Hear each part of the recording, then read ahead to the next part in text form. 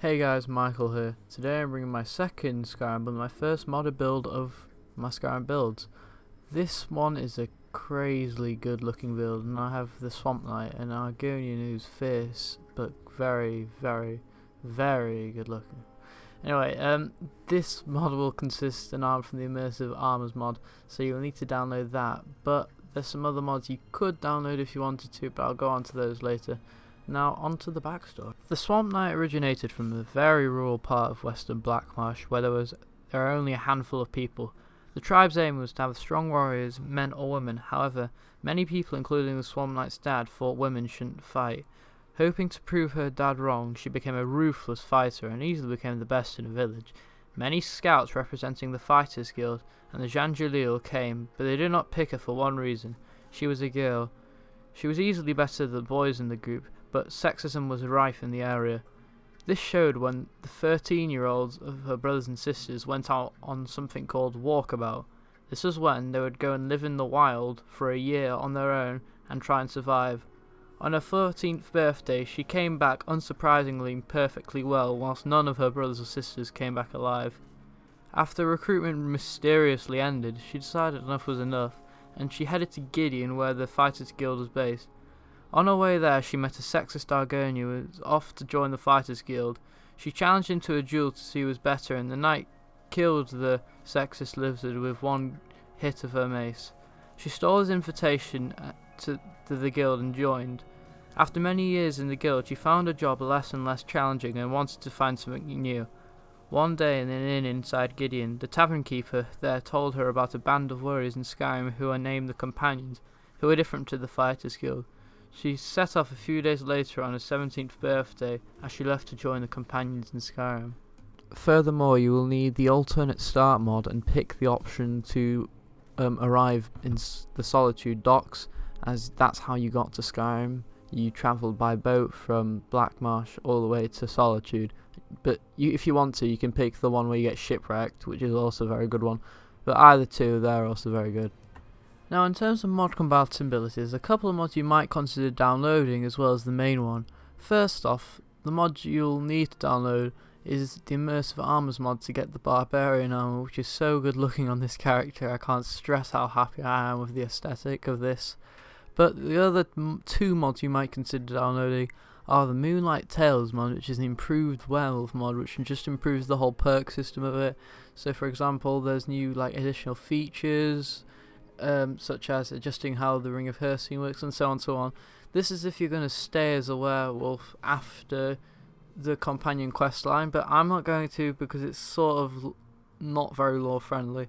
But if you want to, you can download that. And the other one I recommend downloading if you want to is OBIS, which is the Organised Bandits in Skyrim, which adds more bandits and clans and stuff, and this is compatible with Immersive Armors, so that's where you might be able to get your Barbarian armor from. You can either smith it, which will be a perk, which will be a skill tree actually, or you can just find it on a bandit if you can't bother to get the resources. This build has simplicity in mind, as there's a very straightforward combat style to this. The four main skills you'll be using are one-handed, smithing, light armor, and alteration. Now, I do warn you, this build is very overpowered.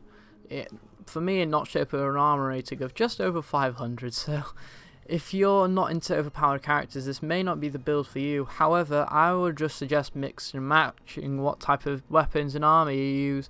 I mean, there's some awesome armors in the Immersive Armors mod as well, not just this. I just thought this looked the best, but you can find whatever you want and make this build really good. Anyway, one-hander will be used for wielding your Nordic mace, which I think fits really well with the swampy aesthetic of the character. So you'll be running into battle with your two alteration spells, which I'll get onto now. So for alteration, this will be used for the two spells, which are Paralyze and Ebony Flesh. Ebony Flesh is the flesh spell, obviously, and this improves your health by 100 for 90 seconds, and this is perfect just running into battle.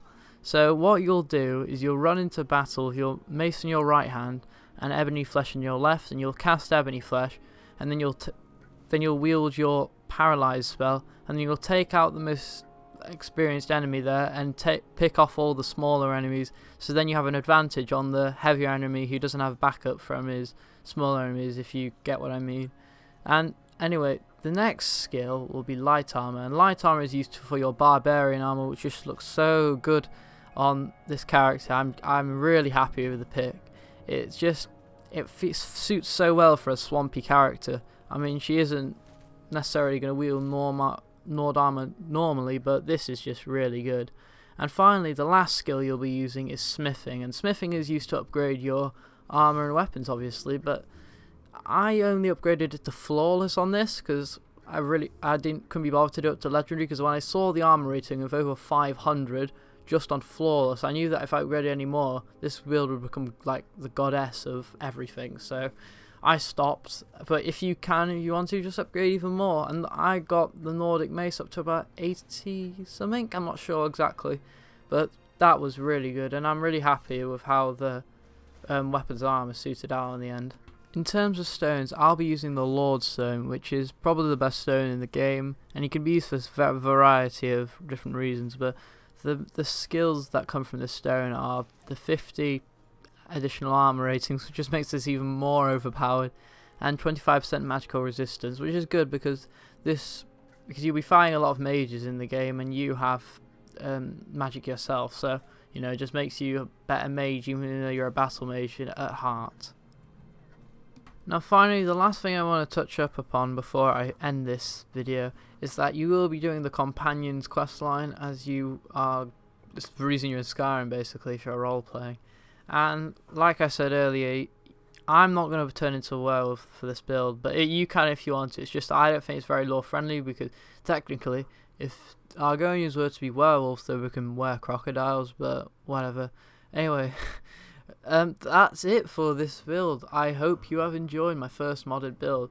Didn't have very many mods, to be honest. Only one main one and a couple of like side mods if you wanted to. But yeah, I will be uploading a vanilla one next week, and it'll be going like vanilla modded, so it'll be alternate. So yeah, thank you for watching. I hope you have enjoyed. If you did, please like and subscribe. If you didn't, don't like, because that's misleading. Anyway, thank you, and see you next week.